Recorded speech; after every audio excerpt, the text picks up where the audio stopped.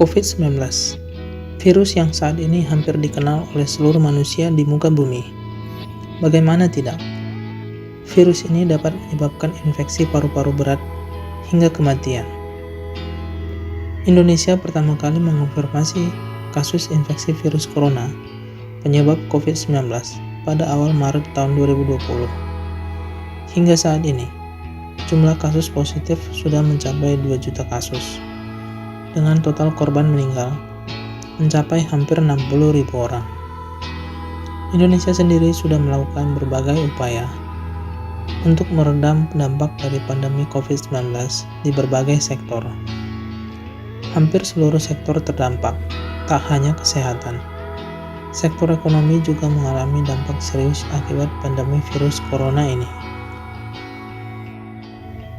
Dengan adanya pandemi COVID-19, perekonomian akan mengalami kontraksi.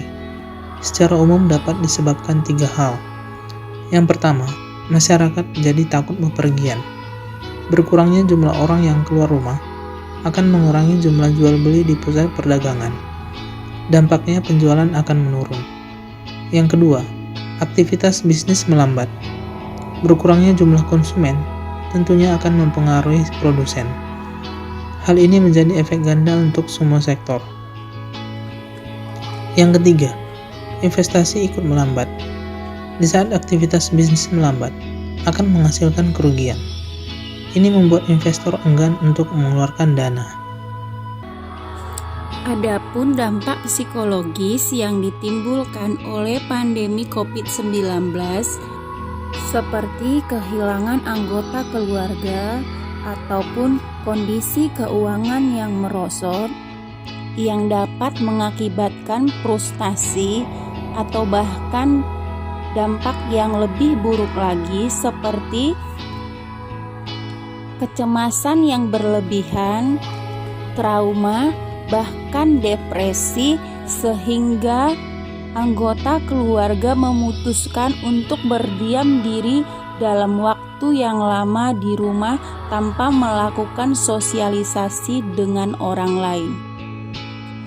Pandemi COVID-19 juga memberikan dampak terhadap dunia pendidikan. Saat ini kita harus belajar dari jarak jauh atau yang disebut dengan belajar online. Ada dampak positif maupun negatif dari proses belajar online ini.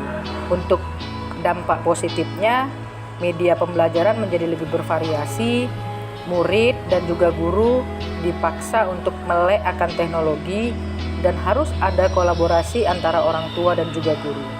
Namun tetap saja menimbulkan dampak negatif, yaitu anak-anak menjadi kurang bersosialisasi, menurunnya capaian pembelajaran, dan keterbatasan kuota internet sebagai fasilitas penunjang dan sistem pelajaran jarak jauh yang menjadi kurang efektif.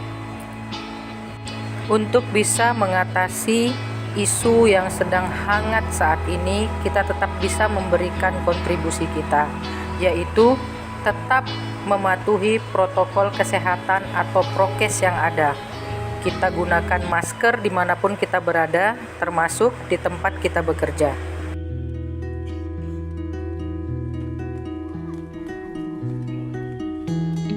Sekali lagi, gunakanlah masker sesuai standar dengan benar dan biasakan untuk membawa hand sanitizer untuk menjaga kebersihan diri termasuk kebersihan tangan sehingga bisa mengurangi resiko penularan COVID-19.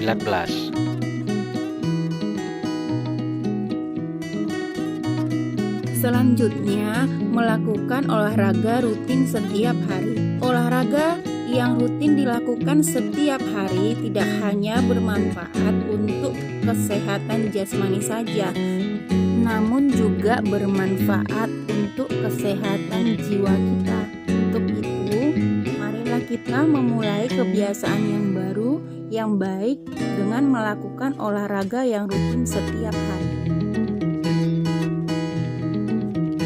Segera daftar vaksinasi COVID-19 di sentra-sentra vaksinasi di kota Anda.